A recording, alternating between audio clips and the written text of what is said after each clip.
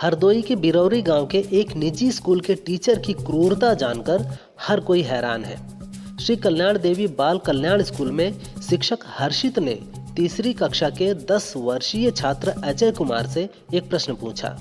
उत्तर न बता पाने पर टीचर ने न सिर्फ बच्चे को बेरहमी से पीटा बल्कि उसे मुर्गा बनाकर उस पर बैठ भी गया, जिससे उसका पैर टूट गया। फिलहाल बच्चे का इलाज चल रहा है। पुलिस ने कार्रवाई की बात कही है। बरेली में केवलड़िया थाना क्षेत्र के एक गांव में एक शादी समारोह से हैरान कर देने वाला मामला सामने आया है। स्टेज पर दूल्हा रविंद्र कुमार नशे में था, जिसके चलते उसने दुल्हन की जगह उसकी सहेली के गले में ही वरमाला डाल दी। इसके बाद स्टेज पर ही दहेज की मांग करने लगा। ये देख दुल्हन ने शादी से इनकार कर दिया, जिसके बाद हंगामा होने लगा और पुलिस पहुंच गई। आखिर में बारात को बेरंग ही वापस लौटना पड़ा। सुप्रीम कोर्ट के अनुसार motor vehicle act traffic police को वाहन की चाबी निकालने या हवा निकालने का अधिकार नहीं देता है।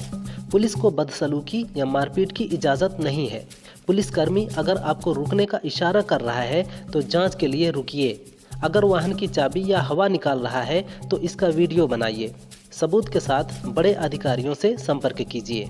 जुर्माना करने का अधिकार इंस्पेक्टर के पास होता है। तेलंगाना के नागर कुर्नूल जिले में बन रही 42 किलोमीटर की दुनिया की सबसे लंबी पानी की टनल में 8 कर्मचारी 80 घंटे से ज्यादा समय से फंसे हैं। 584 लोगों की टीम रेस्क्यू में लगी है, जिसमें सेना, नौसेना, एनडीआरएफ, एसडीआरएफ, आईआईटी चेन्नई और एल&टी के एक्सपर्ट्स शामिल हैं।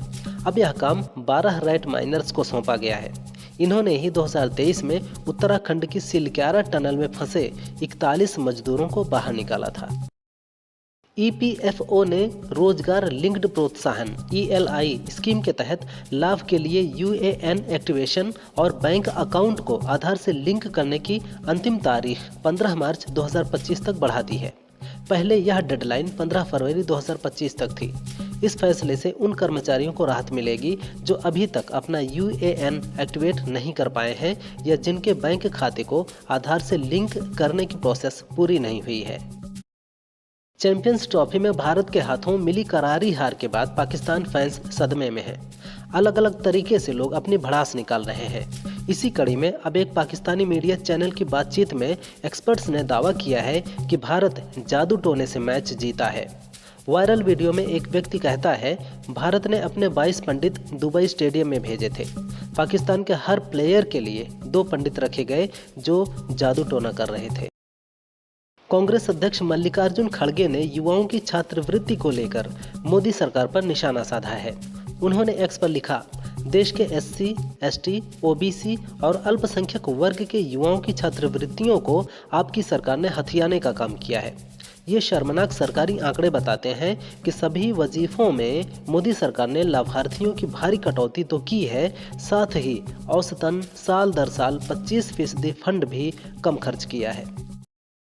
सीएम योगी ने विधानसभा में बड़ा ऐलान किया है। उन्होंने कहा कि प्रदेश में 60,000 पदों पर पुलिस भर्ती के बाद जल्द ही 30,000 और पदों पर पुलिस भर्ती की जाएगी। सीएम ने कहा कि वर्तमान समय में 60,200 पुलिस कर्मियों की भर्ती हो रही है। मिशन शक्ति के तहत पुलिस भर्ती में 20% आरक्षण की सुविधा महिलाओं को दी गई है। अमेरिका ने यूक्रेन के खिलाफ रूस के युद्ध की निंदा करने वाले संयुक्त राष्ट्र महासभा के प्रस्ताव के खिलाफ रूस के साथ मतदान किया। 3 साल पहले रूस के यूक्रेन पर आक्रमण किए जाने के बाद यह ऐसा पहला मौका रहा जब यूक्रेन की ओर से UN में पेश प्रस्ताव को अमेरिका ने रोकने का प्रयास किया।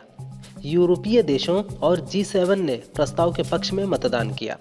भारत और चीन ने इस मतदान में हिस्सा नहीं लिया। भारत से मिली करारी हार के बाद शोएब अख्तर ने बाबर आजम को फ्रॉड बताया है। एक टीवी शो में अख्तर ने बाबर की विराट कोहली से तुलना को गलत बताया। उन्होंने कहा, कोहली के रोल मॉडल सचिन तेंदुलकर हैं। वे सचिन की विरासत को आगे बढ़ा रहे हैं, जबकि बाबर ने गलत रोल मॉडल चुना। बाबर का हीरो कौन है? टुक टुक। आपने गलत हीरो चुन लिए हैं। आपकी सोच गलत है। आप शुरू से ही धोखेबाज थे।